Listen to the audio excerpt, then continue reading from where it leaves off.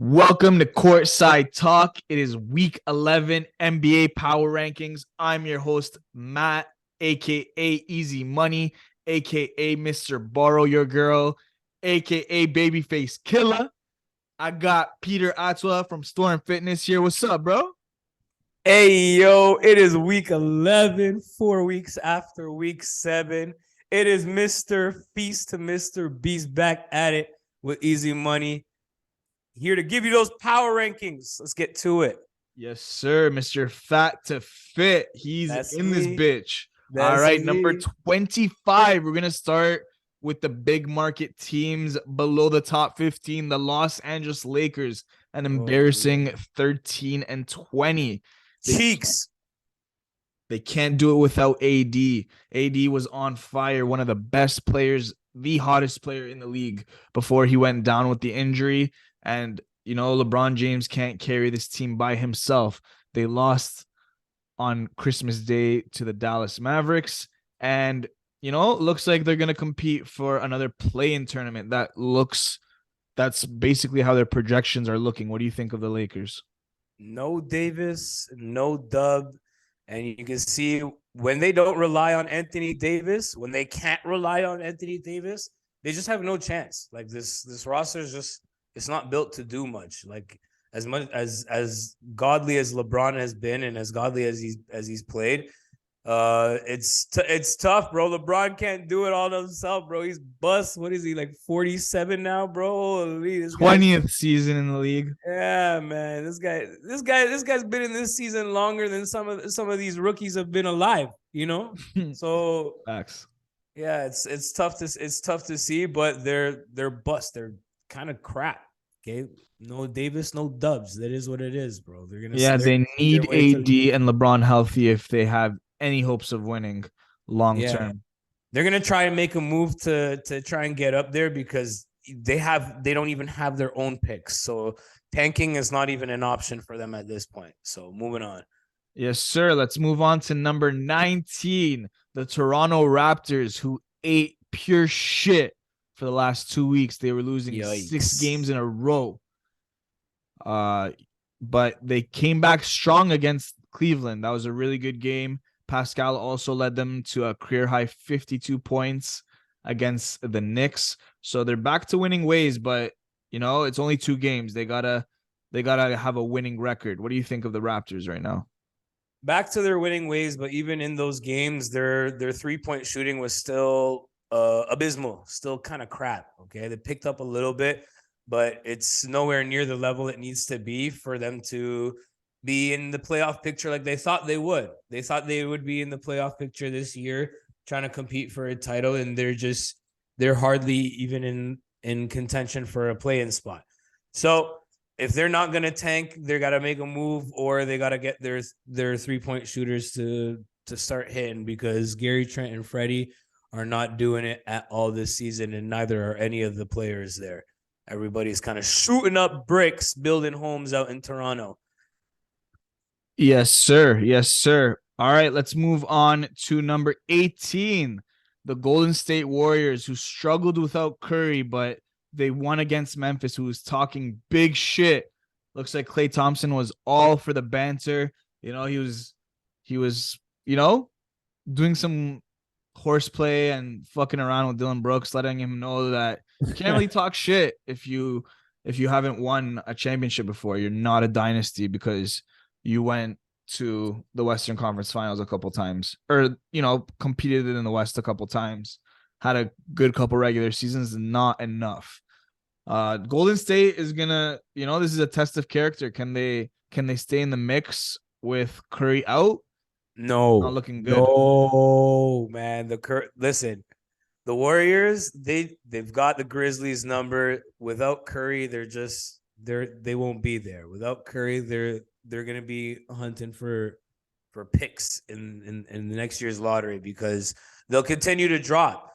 This team probably could hold its own for a couple games here and there, maybe go 500 for like a week or two without Curry, but if they're missing one or two months without Curry, then I'm sorry, these just like ticky-tacky wins against the Grizzlies where they've been their older brother for so long might be the only dubs they'll get. I think they might go on a big losing streak without Curry going into the next few games. And it's going to kind of just like show who they really are, because without Curry, this team is kind of crap. They kind of really rely on Curry to do a lot of things for them. And if Jordan Poole can fill that role, those are big shoes to fill. And it's just even if Jordan Poole pops off a little bit, I still see it really hard to fill what Curry does for this team. Do you think they're going to stay afloat? I think Jordan Poole has been playing amazing with Curry out, and I don't think it's really about him. I think Klay Thompson hasn't really stepped up and been that like second star. He's still not even the best player with Curry out. Like it's still Jordan Poole. Even in the last game, like he's talking all this crap, but like his field goal percentage was crap. Like he took like 30 shots to get 20 something points. That's not great. You get the dub, but it's still like you're not that guy if it's like 30 shots to get to where you're trying to go. Yeah, I just don't like how the veterans on this team are kind of disappearing. You know what I mean? Like even Draymond Green, he's like a non-factor in these last couple games. So I think you're right. Golden State's gonna have a test of character, and the truth is they weren't really playing that well with Curry. They were still hovering outside of a playoff spot without Curry, as they have a losing record. Or sorry, with Curry with a losing record. So it's gonna take a lot for me to see Golden State, believe in them again. But I have a feeling they're set up to have a very similar run to the Celtics, where maybe not as dramatic as 11th place to first place like last year, but I could see them turning the corner in the new year. Yeah, they'll look for them to make a move, man. They might maybe after All-Star break, especially. Yeah, they might trade out Wiseman because they're paying a lot of money. They're paying a lot of money. That's too much money to say, hey, let's go tank. Absolutely. All right, number 13, the Dallas Mavericks. Yeah! Oh my God, what the fuck happened Christmas night? Tim Hardaway Jr. was shooting lights out. Luka Doncic was having his way. Christian Wood went off. So this team looks good. Again, at the end of the day, it's not about Luka. It's like Ken Dinwiddie and the role players, step up and help him. They play the slowest pace in the entire league's 29th. They have a good offense, but they struggle to have a defensive identity still. And I think Luka takes such a big load on offense. It's about the other players. What do you think of Dallas? Like I get it's tough to play defense when you have Luka essentially every play. You're sitting there and you're watching this guy just try new stuff every game, right? And after a while, you're like, "Ooh, wow, ooh, nice, oh, okay, can I get the ball?" And it's like that really rubs off on the defensive effort for those teams. So those guys really need to stay locked in. When they're hot, they're locked in on defense. They're getting the ball, they're touching the ball, and Luka's still always cooking, bro. That's again a key for them is to stay hot, to stay warm, to stay cooking and in rhythm. Because if they can stay in rhythm, then they can stay engaged on the defensive end. So it's kind of like a win-win for those guys, because when they're hot on offense, they're working a little bit harder on defense, and you want to see them work on defense even when their tray balls or Tim Hardaway Jr. is going 0 for 8 on threes. Right? Yeah, absolutely. You got to stay locked in. Yes, sir. All right, we're moving on to number 10, the LA Clippers. Now, this team is 19-15, 4 games above 500. They have one of the best defenses in the league, one of the worst offenses in the league. I think this is a great situation to be in because, the two biggest impacts on offense just came back. So that's definitely something that, can be ameliorated in the next couple weeks. And I think at the end of the day, this is a reasonable team that's going to move from 10 to, creeping into the top 5 eventually if they could stay healthy. What do you think of the Clippers? Again, you said it right there. If they can stay healthy, I think they're just going to stay at this spot because health is a big question for these guys. So they might move up as these guys stay healthy for a couple of weeks and then come back down after these guys sit for a couple of weeks. And it's just going to go back and forward, and they're going to sneak in probably at the bottom of the playoff picture, just above the play-in, and I think they'll probably stay around that 5th, 6th seed, and then try and make a run in playoffs. I think that's what they're trying to aim to do here.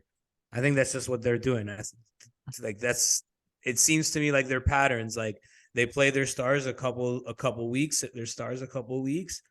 Injuries might be fake or not, but it's just a pattern show. Yeah, it's going to be interesting to see. Again, they don't want to experience what Brooklyn experienced, where you have your stars kind of injured all year, barely playing, and then you try to make it work in the playoff time, and there's not enough chemistry to get over some Yeah. of the strongest teams in the NBA. So, definitely something that they should monitor more closely, and we'll see it throughout the power rankings. All Let's right, jump to number the nine. relevant teams, bro. You're speaking of the Nets. Let's jump to the relevant teams. Let's go, baby. You don't want to do the Number Suns? 9. Is it Suns? Number 9, the Phoenix Oh Suns. no, Actually, not yo, they the played pretty Suns. well for a team that didn't have Booker against Denver on Christmas. They played pretty well, even though they lost in overtime. But again, this team relies too much on Booker. That seems to be the story. Chris Paul and LeBron are kind of in the same, in the same area where The banana boat getting piped down as they get older, dog. I feel horrible because, like, you could see traces of them, but you could tell how, for example, like LeBron's not dunking, he's finishing with lay-ins, and Chris Paul, that mid-range, just He's not even attempting lay-ins. yeah, he's not as an He's offensive not threat even as he trying used to be, for layups. sure. For sure. But despite that, I think Phoenix Suns are good. And at the end of the day, we're gonna speak about this week in and week out, but DeAndre Ayton has to be that guy if this team is going to be serious this year. The only way this team is going to be a threat is if DeAndre Ayton plays a similar basketball he was playing in that playoff run they went to the finals. So at the end of the day, they have a really good offensive team, but it's not enough. They got to play both sides of the ball. And it starts with DeAndre Ayton, I feel. He's got to rebound and be a shot blocker for them. So what do you think of the Suns? You said it, man. Chris Paul is kind of like him and the Banana Boat crew are just kind of getting too old to hold it down. And speaking of the Banana Boat, uh, Devin Booker's groin just got re-injured, so this guy's gonna be hurt for a little bit, and he came back a little bit too early and tweaked it again. And those groin injuries, they linger. LeBron had it way back on the year after the bubble, after they had a chip, and the Lakers just had such a crap season after that because LeBron couldn't stay healthy, right? The groin injury really bothered him throughout the rest of the season, right? And you said it, this team without Booker is kind of bust, and it's kind of hurt, right? McCall Bridges and DeAndre Ayton are sitting there having on-court little skerfuffles, and I get that good teams have those kind of moments, but again, it's tough. You want to be a championship team. Everybody's got to be a professional. Everybody's got to be a pro in their role, got to be a star in your role, but you also got to be a professional on and off the court so that you can carry yourself in a professional manner and get those dubs so people aren't talking crap about you when you guys take L's. You guys take crazy losses, right? You don't have all the noise of character building and stuff like that. You could just sit there and focus on ball, right? When those things don't happen, right? So it makes a big difference for those players to stay locked in like that. Got to stay locked in, man. When you're in the playoff run, when you're in the playoff picture in a championship contention, got to stay locked in. Yes, sir. Moving on to number 8, a team that is slipping. New Orleans Pelicans. They're still a great record, 20-12, but they've lost a couple games. Both games were without Zion Williamson, and this team is great. I mean, CJ McCollum, Jonas Valanciunas, Ingram. They got really good role players. So I see this team slipping, but I think they're gonna hang. I don't know about top 5, but I could definitely see this team, ranking between 5 and 12. We'll see how they do. I think it's also based on health. If their stars can't stay healthy, this team is not good enough to, compete without their stars. They need Zion. They need Brandon Ingram so that they can make an actual run. What do you think of the Pelicans? Absolutely. You said it right there. Health is a big, big, big thing for them.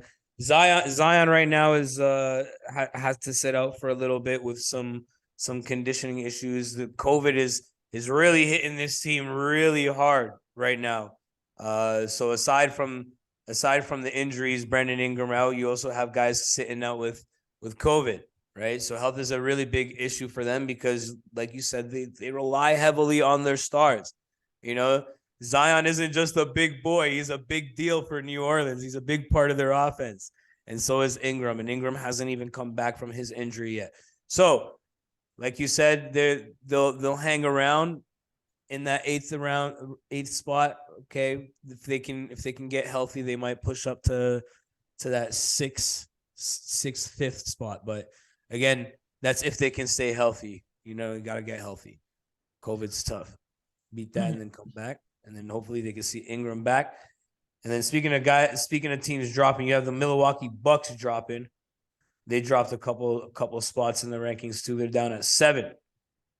Yes, sir. Number 7, the Milwaukee Bucks, 22-11. You know, this team is a team that has really high expectations. This drop is a little shocking.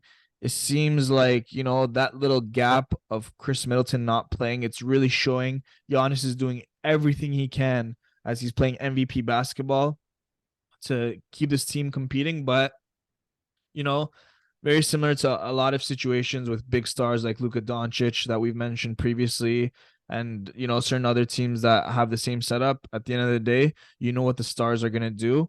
It really relies on the role players, and you know what Giannis is gonna bring every night. He's steadily improving, even on his weaknesses, whether it's his outside shot or the free throw line. But other guys really have to chip in. I've seen Bobby Portis go a little quiet, Grayson Allen a little quiet, and you know, I guess Chris Middleton is just figuring it out. He's coming back from his injury and it's taking some time.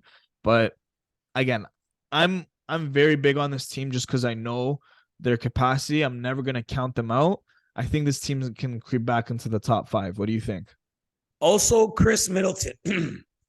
A big part of this team struggling is Chris Middleton not being in jersey and shorts and coming up to every game in a blazer and a hoodie. Brother, we don't want to see Chris Middleton in a blazer and a hoodie combo.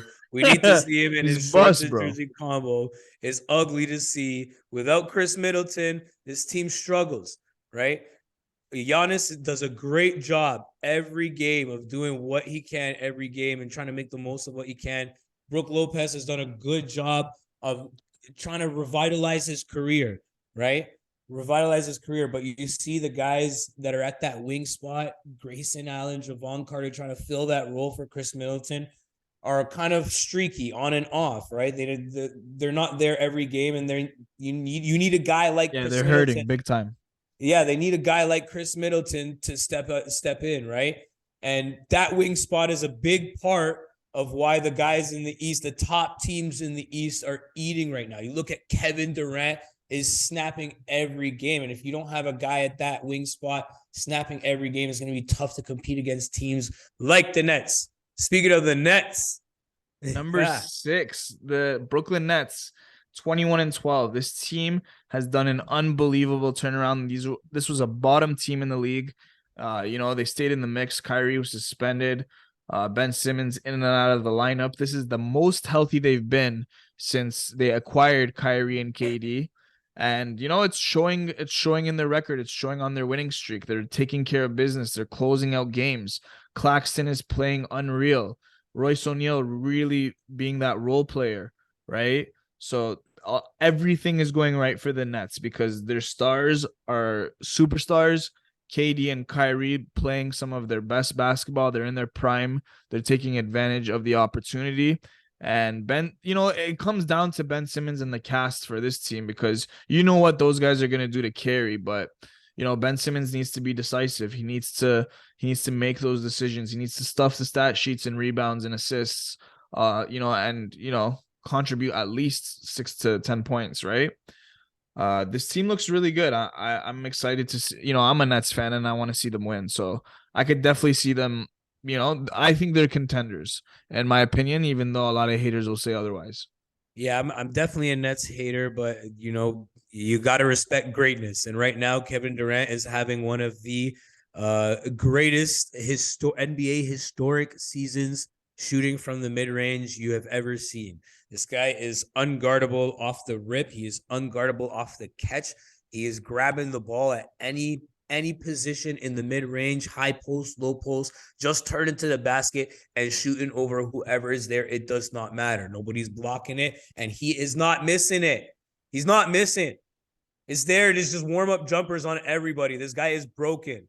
Kevin Durant is unbelievable. This guy grabs the ball, doesn't hesitate, it just pulls over. Doesn't matter who you are, head top. You cannot stop it.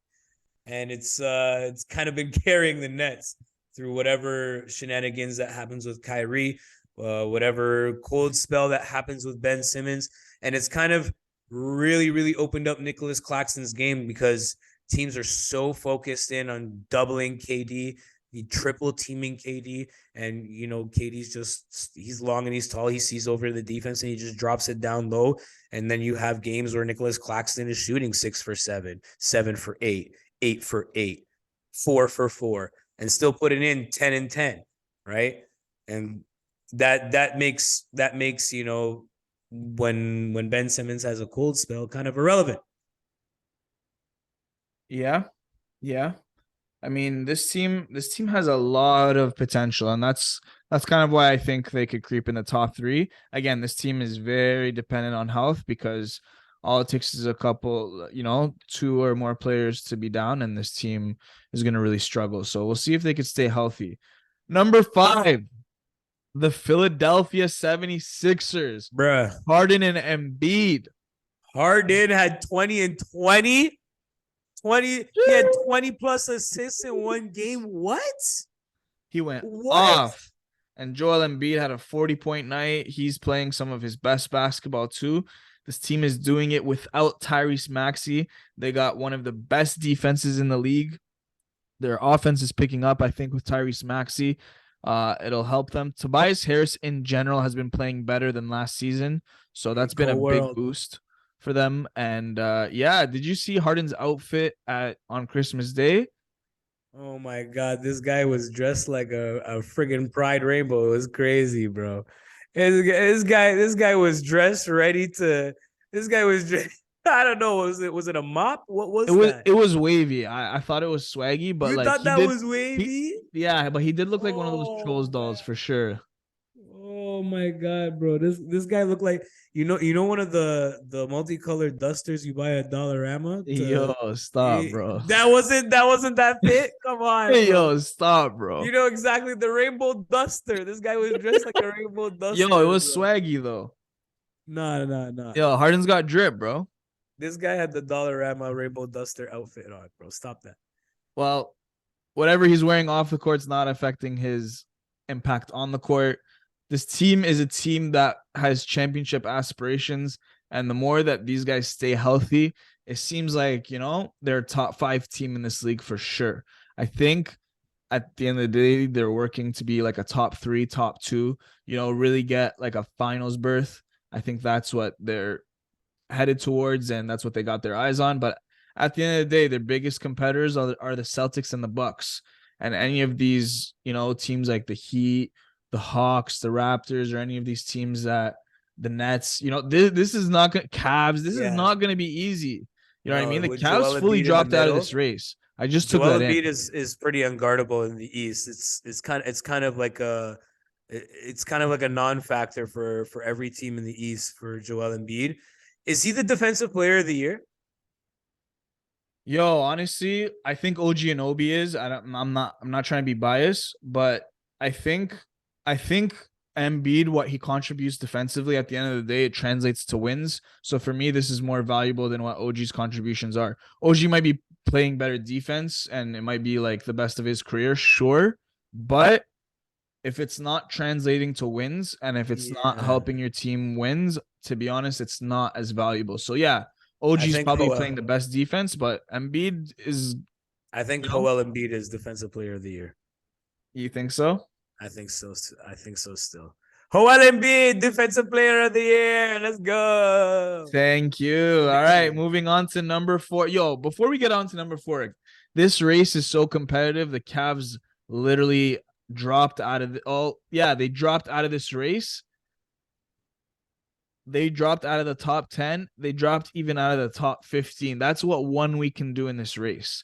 They're fully this is NBA.com. You guys got to wake up. Stop hating on the Cavs.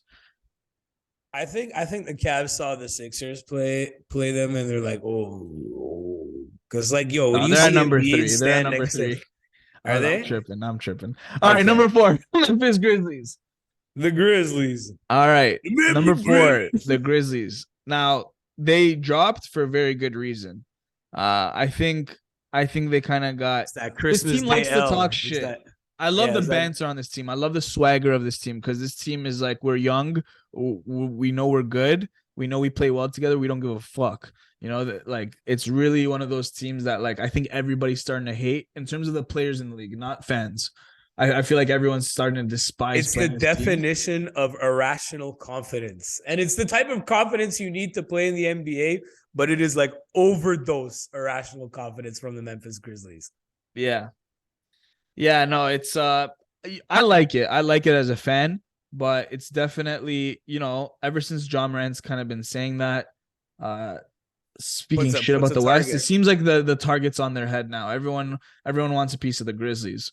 Everybody's like circling the Memphis Grizzlies on their calendar, like, yeah, I'm gonna open that can of whoop ass on the Grizzlies and talking shit and blah blah blah. John Morant thinks he's this shit, this skinny little boy. I'm gonna, and everybody's like really like eating their Wheaties every morning they play Memphis Grizzlies.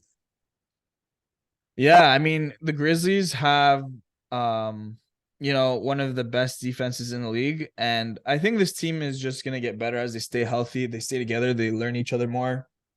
I think they might be missing a piece in general. I'll be honest. I don't think this is a championship team. I love this team. I love how much they compete. Nah, they're a championship team. Stop that. They're a championship team. Stop that. They're there. They're there. Their time is coming. The Memphis Grizzlies are a championship team. This iteration of the Memphis this year team. 2023 champions. They could have a chance. They're a potential championship team this year. Yeah, but you can't be talking like that. If you're potential, they're talking like they've won it. They're talking. That's because they think they're going to win it this year, and I agree with them. They have a really. They're talking like they're Golden State, and Golden State doesn't even talk. They slapped up the Suns who've been to the finals. They've had the Warriors numbers. They go back and forth with them. And the Warriors might not even make the playoffs. They might not even have to worry about the Warriors. Okay, and then the rest of the West has actually been they've backed it up. The Grizzlies have backed it up against the rest of the West. Like the rest of the West has actually been a wash for them, right? Whichever iteration, and Bane hasn't even gotten healthy. Bane has played 2 games. He's played 2 games back from his injuries, and both games he's played, he's been and he was averaging 24 points before that. So you want to see him come back to that 24 points, not 9 points a game, and that makes a big difference. Okay, when you're average, when Desmond Bane is averaging 24 points, you don't have friggin' Dylan Brooks averaging 24 bricks. Okay, that makes a big difference for the team. Okay, yeah, I see what you're saying. Championship team. All right, we'll move on to number 3, the team that. No one saw to be a top 3 team in the league coming before the season, but they're solidified with the best defense in the league. They got Garland, Mitchell, LeVert, Mobley, Jared Allen. They just got so many good defensive players. They have a good balance of, defense and offense. This team is really impressive. 22-12. I almost thought they took this team out of the power rankings. I couldn't even believe that a team like the Cleveland Cavaliers is at number 3. They're the 3rd best team in the league. It's unbelievable. They're adding like a spice to the East. Like the East already has good competition. We already know the Bucks. We already know Celtics. We already know what's it called? The 76ers. And then there's the Nets, and then there's the mid-tier teams like the Raptors, the Heat, the Hawks. But what Cleveland's doing to be like in that top tier above the Raptors, above the Heat, above the Hawks, even above the Nets. It's like really impressive to see. I love what Donovan Mitchell is doing. I think Donovan Mitchell is the difference on this team. He's showing his real value this season as a leader.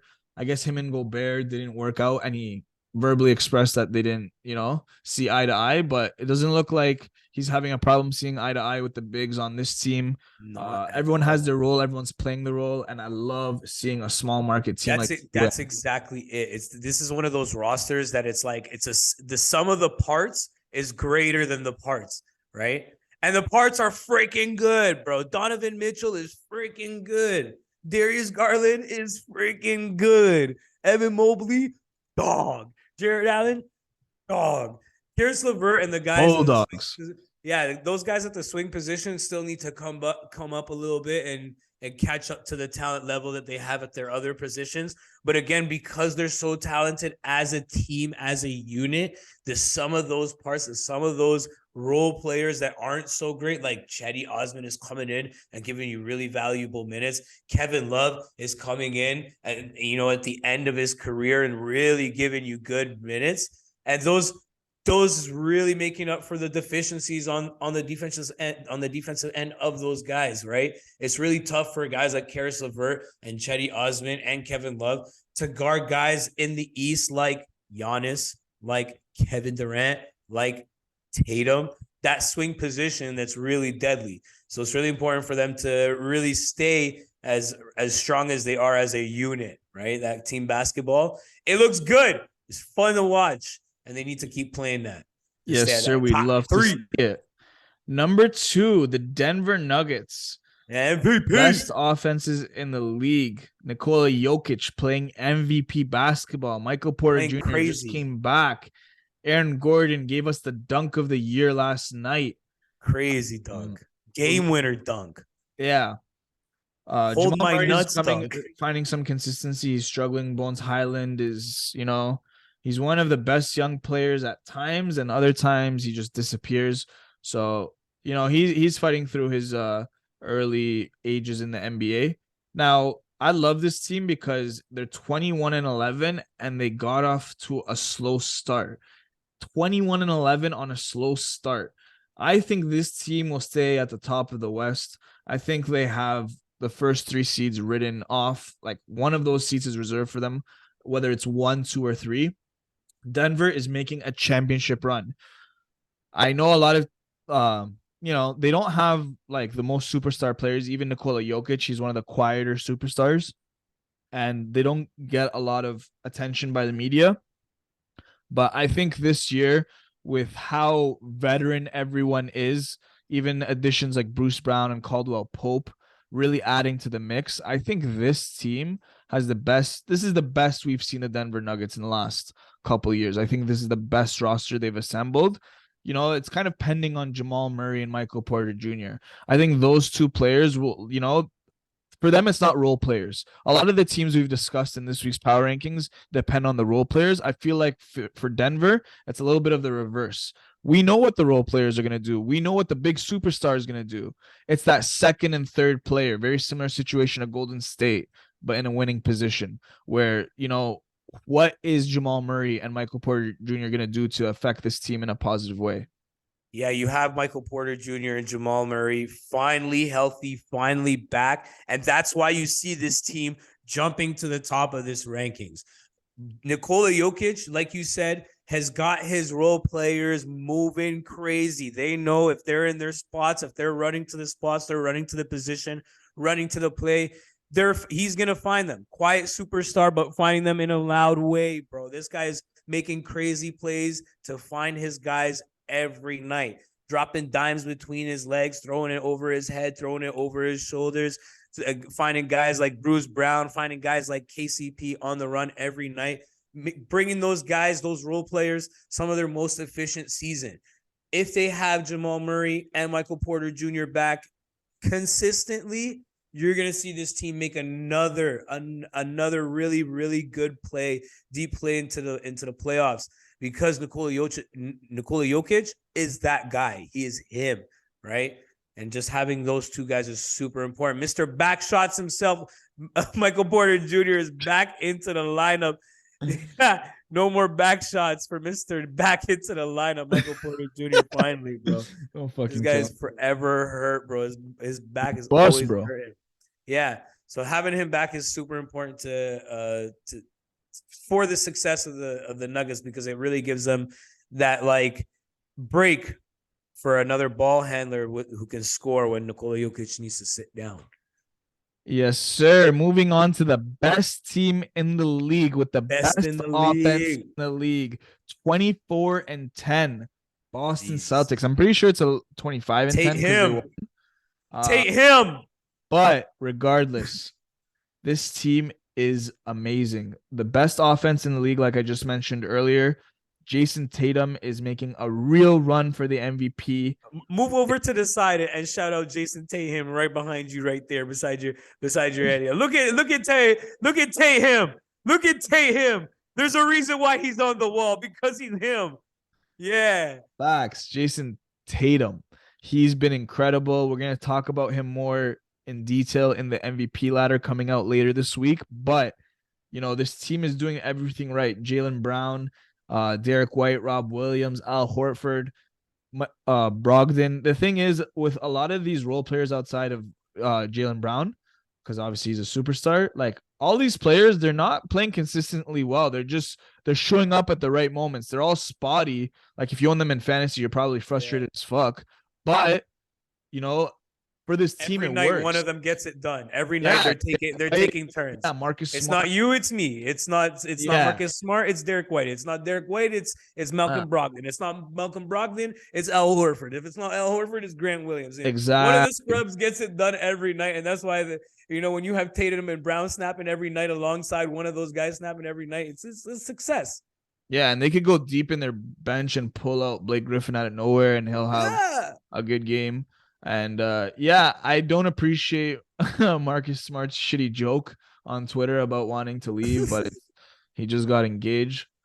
That was kind of a shitty But joke. what guy? Yeah, such thing behavior, bro. Like, who does that? Like, look at me, guys. I'm gonna quit the team. JK, I'm just Yeah, quitting like being single.